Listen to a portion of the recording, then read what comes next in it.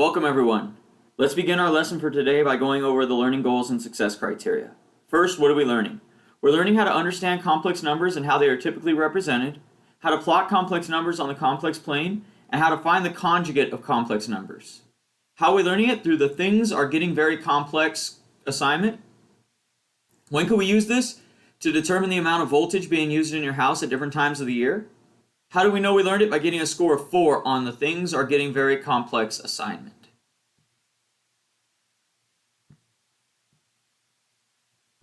Now let's take a look at our agenda for today.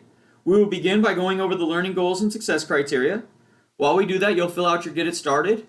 After that, I'll give you time to complete the things are getting very complex assignment on Desmos. At the end of class, we'll go back over our learning goals and success criteria while you fill out your Before You Go. Your only homework for tonight is to continue working on the Reasoning with Complex Numbers study guide and any incomplete assignments that you may have. Let's take a look now at the things are getting very complex notes. The notes begin with the learning goals and success criteria. Now, what is a complex number? A complex number is any number that cannot be found on the real number line.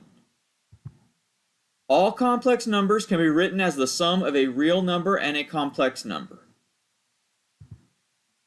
So when we write it that way, it is called Cartesian form. So this is the standard form for writing a complex number. And it looks like this, a plus bi.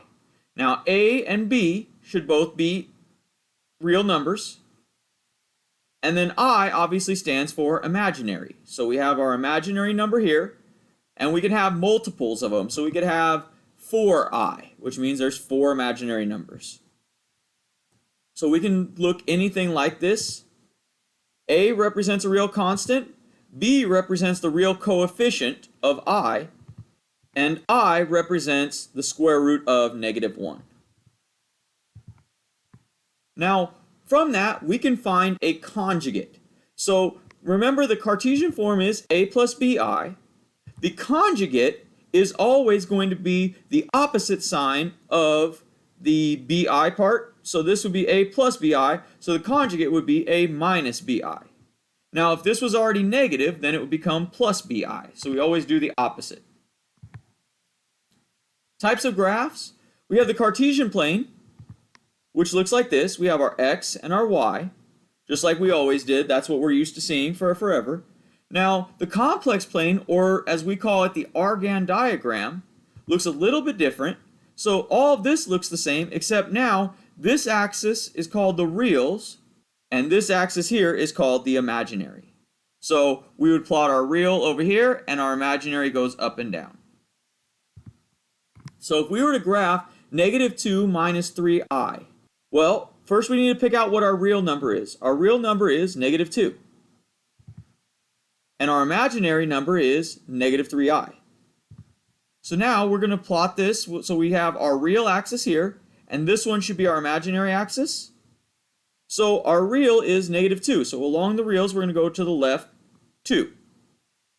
And our imaginary is -3. So we're going to go down 1, 2, 3,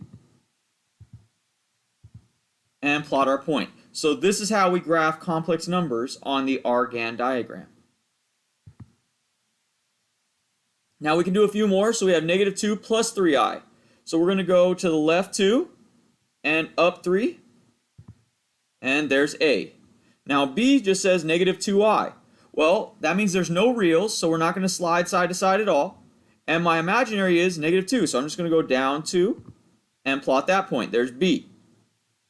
Now C is 4. So notice my reals is 4, but I have nothing for my imaginary, so it just goes right there. There's C. And then 5 plus 3i. So I'm going to go to the right 5, and then up 3, and there's D. So this is how we plot points on the complex plane. There's a video here as well that shows you how to plot complex numbers in Desmos, so you can go ahead and watch that video. Let's talk now about how we can plot complex numbers on the coordinate plane using Desmos. So what we're going to do is we're going to go to desmos.com, and we're going to click on Graphing Calculator. And notice it gives us a standard graph, and we need to change this to become an Argand diagram. So what we're going to do is we're going to click on the little wrench here, And for my x-axis, I'm going to label that RE for real.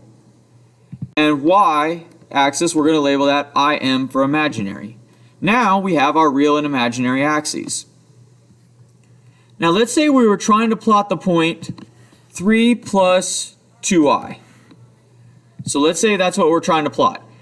Well, what we're going to do is we're going to treat the first number, the real number, as our x, and the imaginary number, the number in front of the I, as our y. So what we would do is we'd go ahead and put it in parentheses. We put 3, because that's our x, and then our y, which is 2, comma 2. And then we can label it. And now we have a graph with, this is 3 and 2i on the complex plane. So that's how you graph and check your work for plotting complex numbers on the complex plane. Let's talk now about how to sign in to Desmos to complete your work.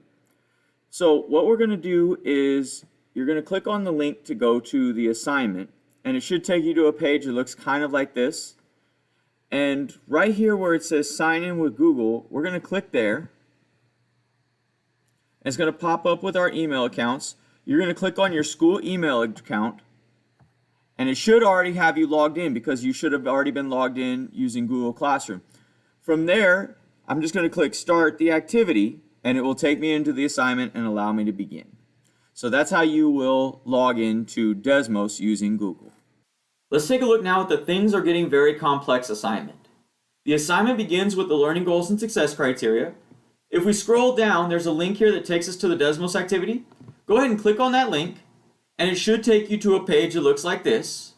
We'll go ahead and click start the activity. The activity begins with the learning goals and success criteria. We'll go ahead and click next.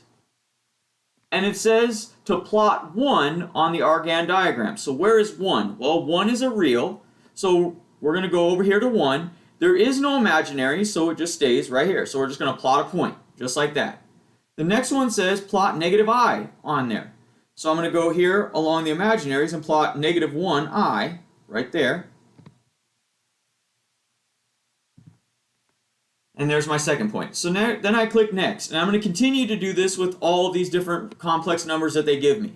So eventually I'm going to get to ones that look like this, where I have to actually combine like terms to figure out where we're at and then plot the point. So you'll do that for each of these, and then when you're done, you'll go back to your Google form and click next. This will take you to your before you go. Go ahead and fill out your before you go and then submit your work on Google Classroom.